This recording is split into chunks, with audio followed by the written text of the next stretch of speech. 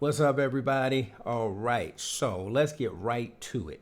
I figured since March Madness is literally right around the corner, that I would break down one of the cues of mine that was included on an album that was sent up to CBS Sports for March Madness. This cue is called Bring Your A Game. Y'all know how we do it. First, we'll take a listen and then we'll talk about it on a flip. All right, let's get it.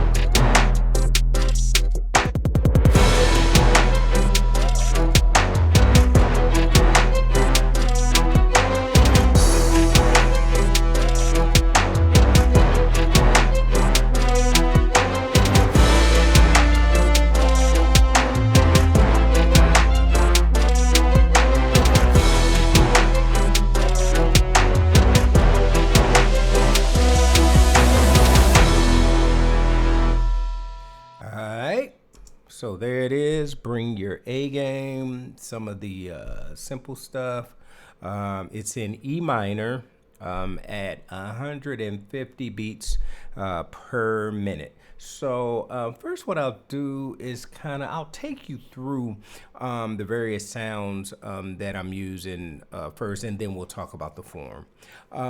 So as you can hear, this particular cue is a little more aggressive in its nature. So just, really aggressive hip hop influence cue.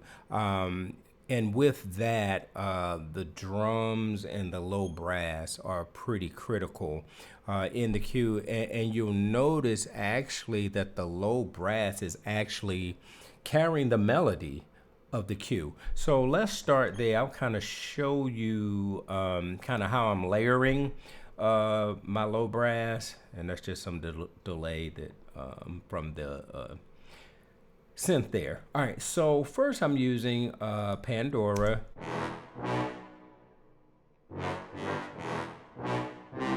Okay, then I also have a Brahm.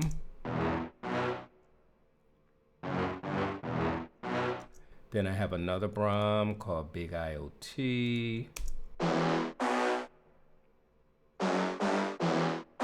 So you see that's providing that high end bite for me there. And then I layer in actual piano. And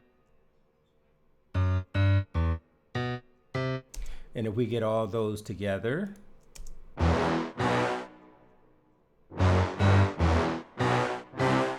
we get that nice mix there of sounds. And then I also utilize the timpani to kind of help me out with my low brass, and the timpani is just playing this.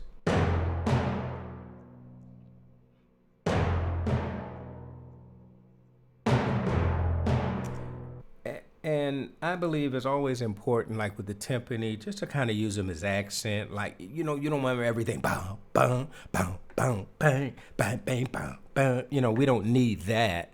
But that additional support, ba, bump. It just adds something to, dee dee dum dum. So it's still its own part, but it really does help support that brass melody and pretty much the entire melody or whatever, or the entire harmonic breakdown is just one to minor four and then back to one, and that particular phrase is being shaped. It's the same phrase on the minor four as it is on the minor one, and it just drops back down to the minor one. I know I talk like super fast sometimes. So that's it for the low brass. And then the other part that you need if your cue's going to be aggressive, right, and it's for sports, is your drums. And really, as I always say, guys, like your drums really have to smack. It doesn't have to be a whole bunch of stuff, but you just want them to smack, right? So I'm going to take the timpani out and I'm going to take the tubular bells out, although the tubular bells are very important in the cue, but I just want you to hear just pretty much the drums, what the drums are doing. So we got...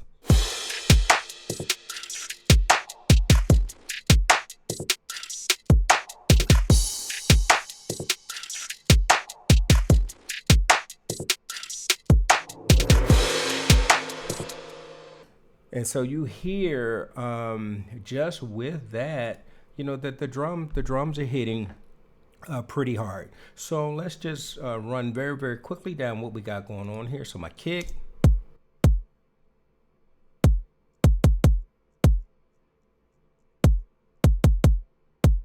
Okay, and you guys know typically I use a CLA 2A compressor on my kick just to give it a little more oomph. I really love the CLA 2A. I'm not, excuse me, but I'm not using a compressor in that form, excuse me, actually this time for my kick. No compression, didn't need it.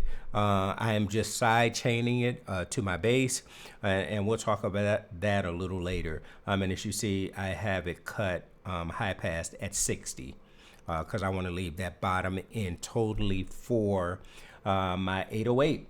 All right, so that's the kick, and then I have like a snare, which is more like a rim, but I like that kind of snare, especially for like hip hop, with some big old rock snare or whatever. And then I have a clap layered with it.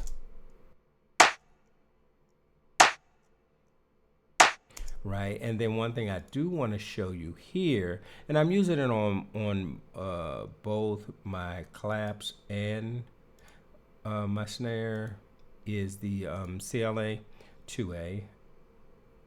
Compressor, which you guys know I love this compressor, but it just adds so much.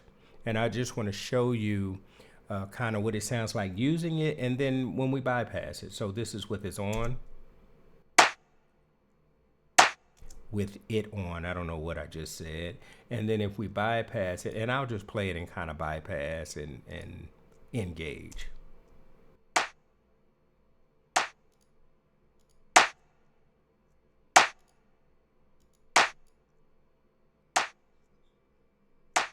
So you hear, I mean, it makes a huge difference. And if you guys were watching the actual dials here, you see that we're really not getting any gain reduction at all. It's just really the color, of the compressor that we're getting here.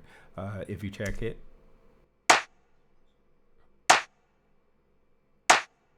Slightly, I mean, not even a half a dB though, with the claps, and then nothing at all with the snare. And pretty much I have my peak reduction at 46, on both, and then my gain at 40 on both. So that's that there. Then we got an 808 snare, just doing a little,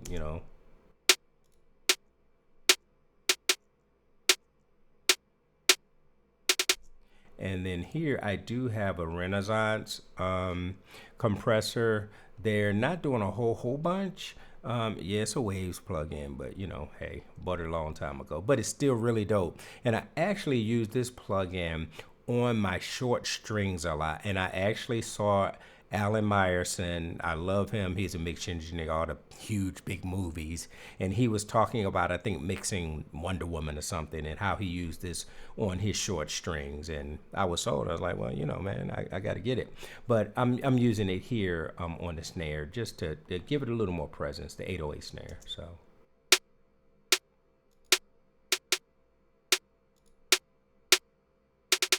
very subtle, but you should have been able to hear the difference there. Okay.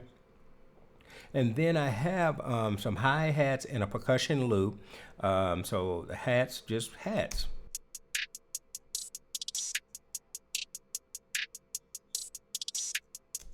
And I have that kind of pan right, and I'll kind of show you guys what I'm talking about there. And then the loop.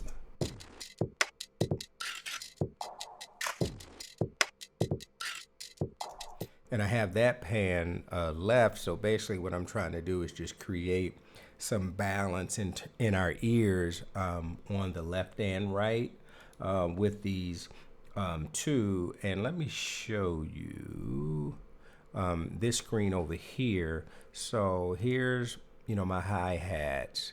And as you can see, I have those 38 degrees to the right, and then my loop, I have 26 degrees to the left, right?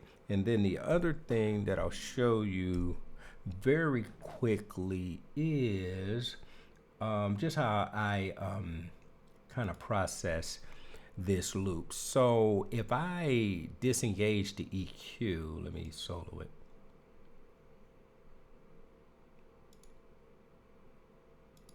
Sorry, if I disengage the EQ,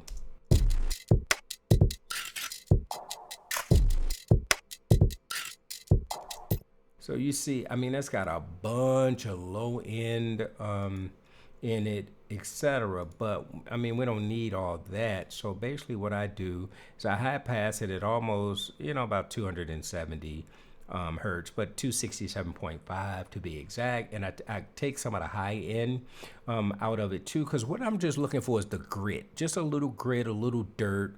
That's the whole point of this particular loop. It's just to add to the nastiness a bit. So now with it high pass and low pass, this is what we got.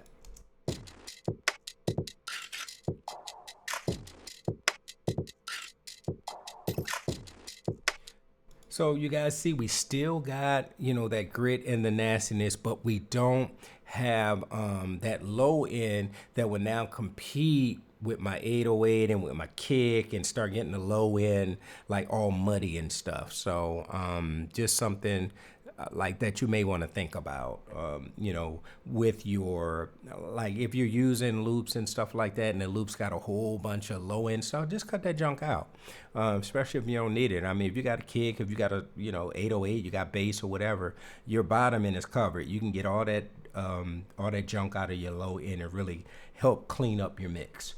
And then just, you know, I tip usual suspects, you know, in terms of, you know, cymbals. Then I got some Piatti, which is our orchestral cymbals. You guys know I love those. My tam tam, which is just, you know, really adds when we're going through those sections and we want to add a big, you know, kind of impact into a transitional section. I love using the tam tam for that. And then I have this little fill. And basically what I did, and guys, kind of watch your ears a little bit. So I'm gonna unmute this here. So what I did, let's go here, is I had this particular sound. Like I said, watch your ears. There's a little high and piercing. So I had that sound, told you, there. And basically what I did is, let me mute that back, is I rendered it to audio, is what you see here, and then I reversed it. And then we got this. a lot better on your ears, and it still serves the same purpose. It's just a little pickup to get us into the cue. Next is my synth. Now this synth, and you see I'm using Halion Sonic, which is a Cubase synth, and I'll just show it to you here. So it's a beefy synth from Halion. I don't know how you say it. I say Halion, but that's what I'm using. And I basically use this synth for some movement and for some harmony, right? So basically what we get here is this.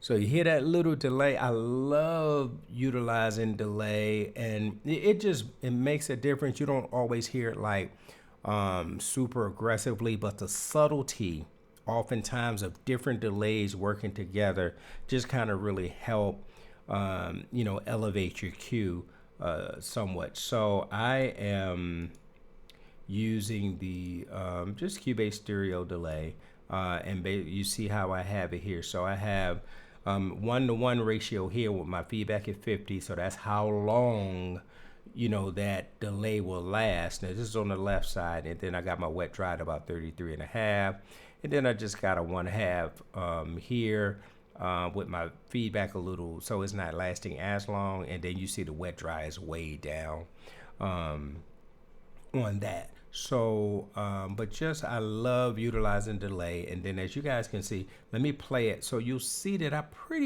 keep the meat of where the synth is, and I just cut out in terms of high pass and what we do not need, and that what may have some dirt and grit or whatever in it that we don't need. So I just try to make sure I clean up the low in there.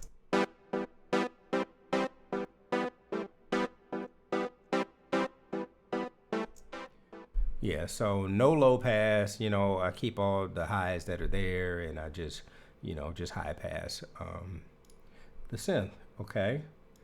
And then next we have 808. As you guys know or may not know, but I love Sublab XL to be exact. So this came after Sublab. This is XL. I'm using a Narcos Narcos 808. And I don't have the kick in it or anything like that. This is just totally 808, just to give me all the bottom end. And so what I got is this.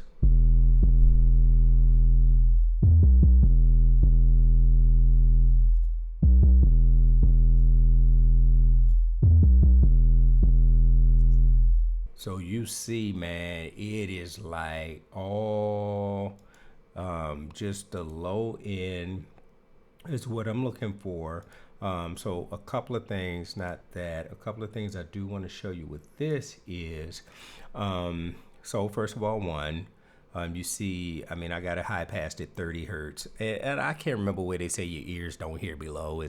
I don't know if they don't hear below 40 or something like that. But anyway, I have a high pass at 30 just to make sure we're grabbing every low frequency that possible within the spectrum in terms of being an E minor. And then I'm high low passing. I'm sorry, at about 2K, whatever. I mean, I don't really need any high end. I could have low passed it more, but low passing it there. Now the other thing that I am doing here, because it's so low and it takes up so much space, I'm actually using the Ozone 10 imager, and you see I got Jeff's mono low end. So I just pretty much saved, I like this sometimes to put on certain low things where I just want to make it mono.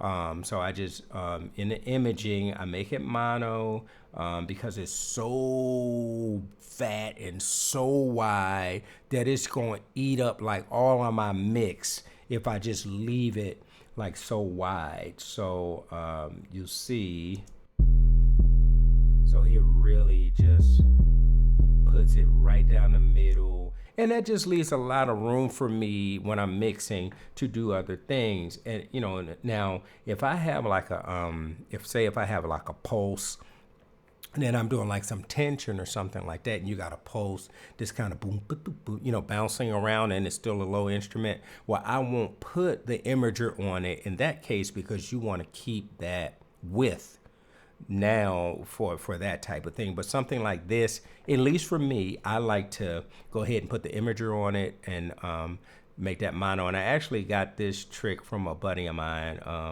MJ Sine, kind of hit me to that. So I do like to use that from time to time. All right, and then we got our strings. And our strings, it's just a little string motif. There's really a little counter motif to the brass melody. So our strings are just doing this. Well, I have a low string. Let's do this. So I got my viola and cellos are doing this.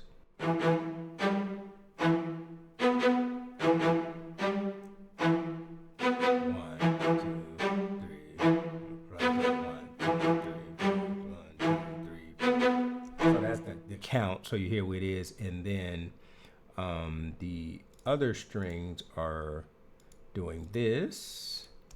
1,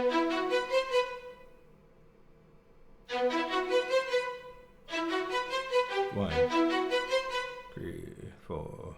1, 2, 3, 4. Right, and if you put them together, 1.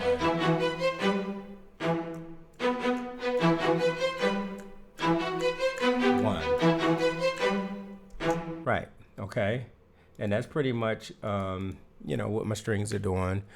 So nothing like super, crazy or nothing like that, but it works, right? And then we got a little ear candy. So, always got to have some ear candy. So I got these woos.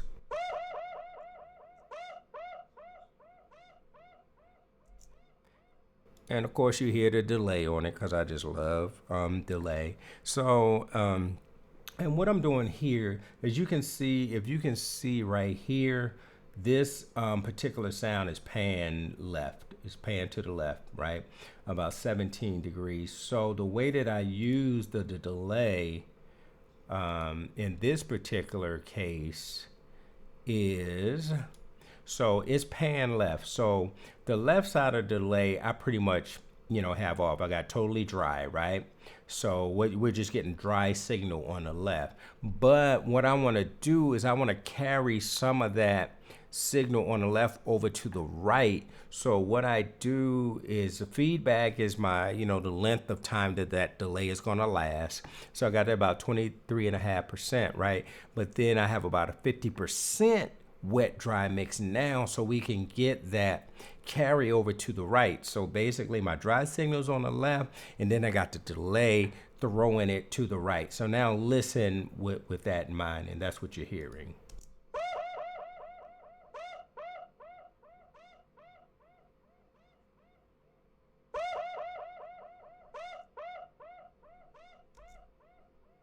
So you just hear how that just throws to the right a little bit, and you can kind of feel it. It just kind of helps fill up like those empty spaces or whatever. Just add, some glue to the cue, if you will. And then the only other like real candy that I have is this little vocal pad thing that I tuned, that I pitched to the key that the cue is in, and it's just doing this. So it's like a vocal riser that's pitched. And then I just have some other risers and stuff. So in terms of like building the cue, like that is literally it as it relates to our sound. So y'all see, this is not a whole bunch of sounds or anything like that. I don't know how many tracks. It says 39 out of 114. So I'm only using 39 tracks, right? For this cue, and some of this stuff is hardly nothing to it, and that's pretty much it. So the other thing that is super critical, right, is the form. And guys, we talk about this a lot, or I try to talk about it a lot because it is critical. Now, this is a sports cue, so the form for a sports cue is going to be different from the form, for like a dramedy cue, or, for a tension cue or whatever, because this is for sports. So with sports, we'll kind of talk through what the form should be specific to sports. So let's just kind of take a look at this now from the perspective of form, right? Okay. So I always say if you're going to do like some type of fill or something like that, it should be quick. I think no more than 2 beats. I mean, you can do, 1, 2. I was really saying no more than 2 beats. I like 2 beats. I think 4 beats is kind of long. I don't think you really need that. So like 2 beats, like 1, 2, and we're in, right? So I already showed you guys that little, field that I rendered out and reversed. And so what happens is now we get into the cue, right into the A section, right? Sports cue, we coming right in. Yo, this is what I'm talking about. This is my A section. And we're coming in with good energy, but still we want to have something changing, every 4 bars or so, even though we're coming in with good energy. So let's I'm going to tell you what I'm doing, and then you can listen for it real quick. So we come in big, like I said, little pickup, come in big with our theme. We layer in our high violins here, and then that's 4 bars. The next 4 bars, we have a harmonic change, right? And then the next 4 bars, we have another harmonic change. So let's listen real quick.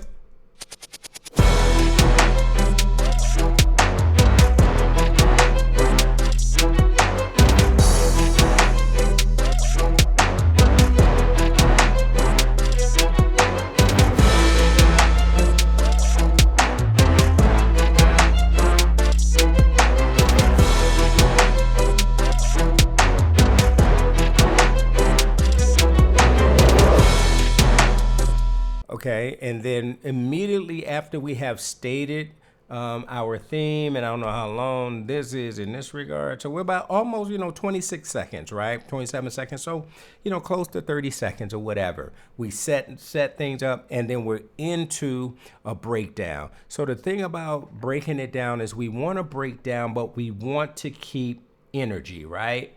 We want to keep our cue with some energy, but we want to give now the announcers or whatever, a chance to talk, or whatever. So this kind of brings the energy back, but it's still cooking, and it gives them the opportunity to do that. So the way that I bring out the energy, I still got my low brass melody popping, so we still got that cooking. My drums are still cooking full bore. What I do is I just bring out my strings, so all that energy,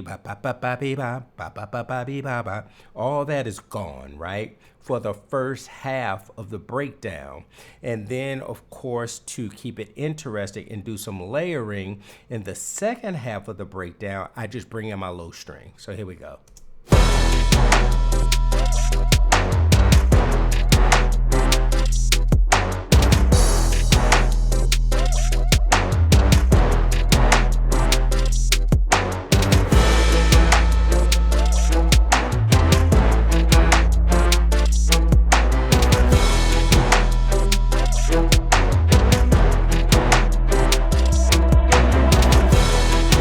And did you guys hear how the that vocal swell was telling us, yo, we about to go to another section, right? So coming out of the breakdown, we're back to the A section, right? But now the A section has to change up a bit, right? I don't need the same exact A section I just had. So now what I do in this particular A section is I introduce a horn counter melody. So we're coming out of the breakdown, and now for the first time, you hear this horn counter.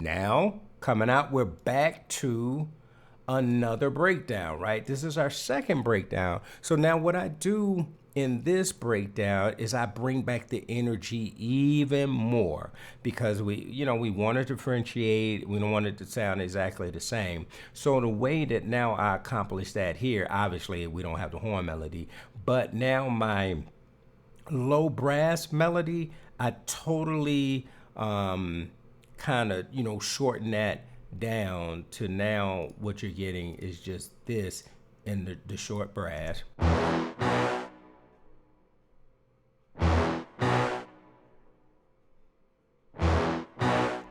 So we're just shortening things out, right? We're simplifying it just a bit. And then what do I also do? I pull out my kick, I pull out my 808, I pull out my hi-hats and my percussion loop for the first 4 bars, right? And I'm just getting backbeat, but I still keep my synth chopping, right? And then the other thing I do now, I simplify my 808.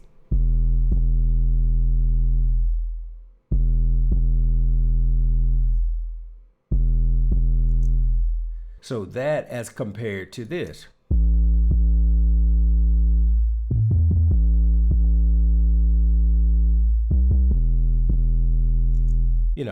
And like, what do we got here? So all that movement in our bass, now we don't need it, in this particular breakdown. So, and then I keep my woos in there just to, keep it, cool or whatever. And then, so that's the first half. Then the second half, I bring my 808 back, my hi-hat, my percussion loop back, but I still hold my kick.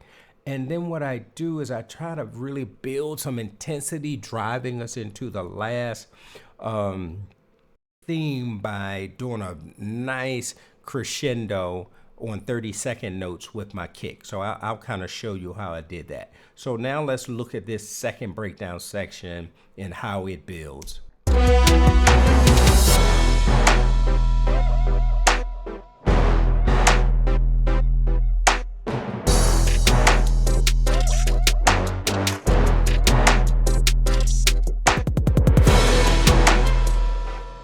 Okay, so let me show you that kick real quick. Open up. Okay, I don't know why it's not opening. There we go. All right, so what I did, as you'll see here, I told you it's like if I show like 30-second note, whoops, 64, 30-second notes. So it's just on, you see that there, right?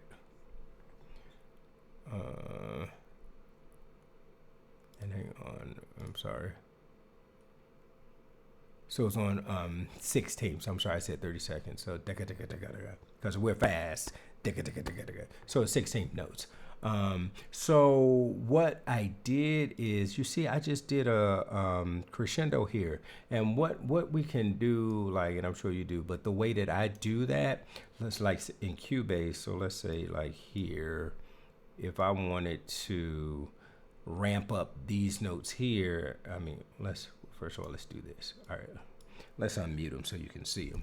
All right, so if I wanted to ramp up these notes here in terms of volume, I would just, they got, this thing where you could just pretty much just ramp it up. You got a line, and you see you just ramp it up. So that's all I did there. I just ramped up the volume, but it's a really cool effect that you get, that I really like. So that's it. So if we play that for you just by itself, it's just a really cool little effect, and whatever. So, but that's the way I did that. And then what that does, and you see I got a nice big tam-tam coming into this final section along with that kick. So let's listen to that. So I just love tam-tams. Here, listen to that. It just adds so much. So it just adds a lot. So we come out of that second breakdown. Now we're into the final theme of the song. So we're going home now, right? So basically what we want to do is now we come back in and pretty much everything is cooking. Like everybody's in, our strings are already high, our horn counter melody is in, and basically we just want to build up to a nice strong button. So going into our last phrase, into our button.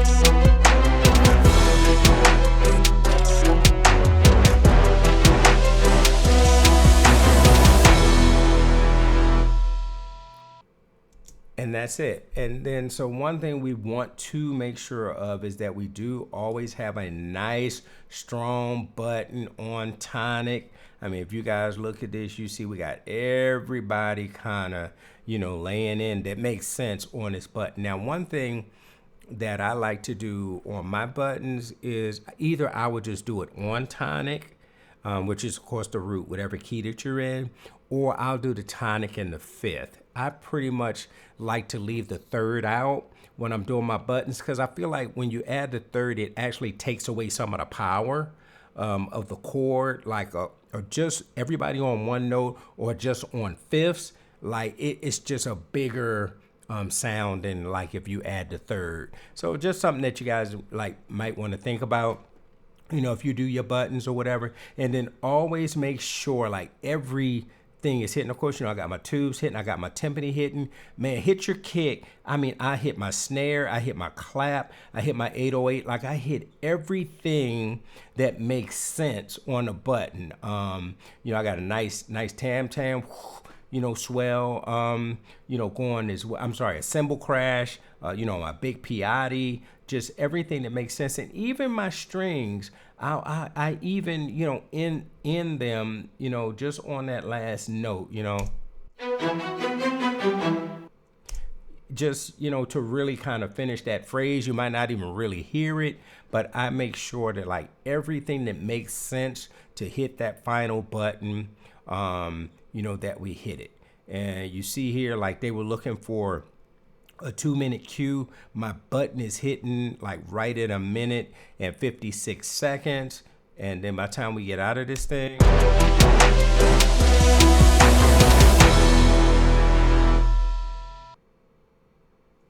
two minutes, 2 minutes on the button. And I'm not saying it doesn't have to be 2 minutes on the button. This just, wound up kind of, working out that way. Obviously, I mean, we want to be close if they're calling for a 2-minute cue or whatever. So, but really, y'all, there you have it. I mean, today was kind of quick, easy and just to the point, down and dirty, if you will. But I hope that it was helpful to you in terms of kind of crafting your sports cues from a sound standpoint, from a form standpoint as well, and then kind of what you want to be hitting, and then some little tricks that you can use to kind of help you as it relates to having your mix be clean, have your bottom end be clean, still have good presence with your drums, etc. So again, as always, if you found this interesting, please please subscribe. If you got a question or comment, please, I answer everything. Any comment, any question, I'll definitely answer it. And then if you found it useful and you think it can help somebody else, please share it. It'll certainly help my channel. So as always, thanks so much for stopping by, however much time you spent watching the video. Thank you so much. I do appreciate it. And as always, peace and God bless.